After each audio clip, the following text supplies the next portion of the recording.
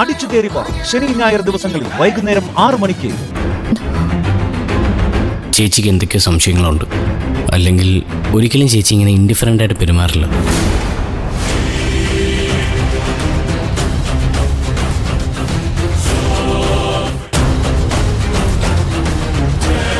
എനിക്ക് നിന്നോടൊന്ന് സംസാരിക്കണം. സംസാരിച്ചോളൂ. നിന്നോട് മാത്രം സംസാരിക്കണ്ട, അല്ലാതെ പുറത്തുനിന്ന് ആരും പാടില്ല. അതിലൂടെ പുറത്തുനിന്ന് ആരും ഇല്ലല്ലോ, ഞാനും എൻ്റെ ഭാര്യയല്ലേ ഉള്ളൂ. ഞാൻ പറയുന്നത് കേൾക്കാൻ നിനക്ക് താല്പര്യമുണ്ടെങ്കിൽ വരാം.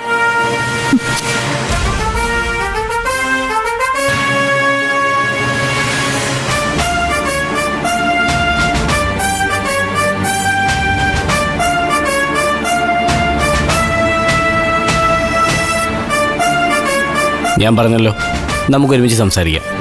പൂജ കേൾക്കാത്ത ഒരു കാര്യവും എൻ്റെ ജീവിതത്തിലില്ല. പക്ഷേ നീ കേൾക്കാത്ത പലതും അവളുടെ ജീവിതത്തിലുണ്ടാവും.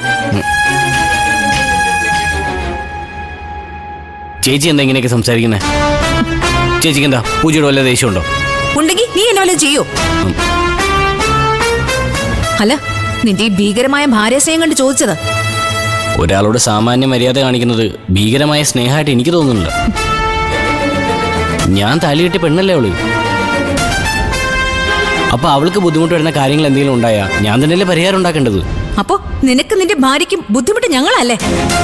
അങ്ങനെ ഞാൻ പറഞ്ഞില്ലല്ലോ. നീ എങ്ങനെ പറഞ്ഞേ? അല്ല, ഞങ്ങളിപ്പോ എന്ത് ചെയ്യട്ടാ? നിർത്തിക്കേ.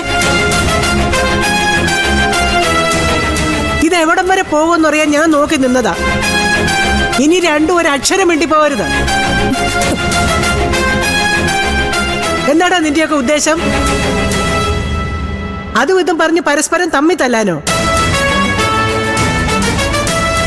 അങ്ങനെ കൂടപ്പുറപ്പുകൾ തമ്മിൽ തല്ലി തലകീർന്ന പല കുടുംബങ്ങളും ഈ നാട്ടിലുണ്ട്. പക്ഷെ ഞാൻ ജീവിച്ചിരിക്കുമ്പോ ഈ ചെമ്പകശ്ശേരി തറവാട്ടിൽ അങ്ങനെയൊന്നും ഉണ്ടാവാൻ ഞാൻ സമ്മതിക്കില്ല. ഇനി നിന്ന് വഴക്കുണ്ടാക്കാതെ കേറി പോവാത്ത മുത്തശ്ശി, ഞാൻ ഓടാ.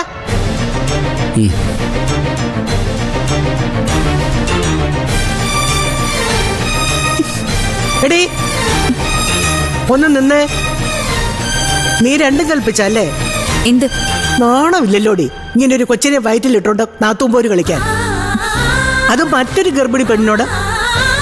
ഞാൻ നാത്തൂമ്പോരൊന്നും കളിച്ചില്ല. എടി, പിന്നെ നീ കാണിക്കുന്നതിന്റെ ഒക്കെ അർത്ഥം എന്തുവാ? അത് സമയമാകുമ്പോ മുത്തശ്ശിക്ക് തനിയെ മനസ്സിലാവും. ഇപ്പൊ ഞാൻ എന്ത് പറഞ്ഞാലും മുത്തശ്ശിക്ക് മനസ്സിലാവില്ല.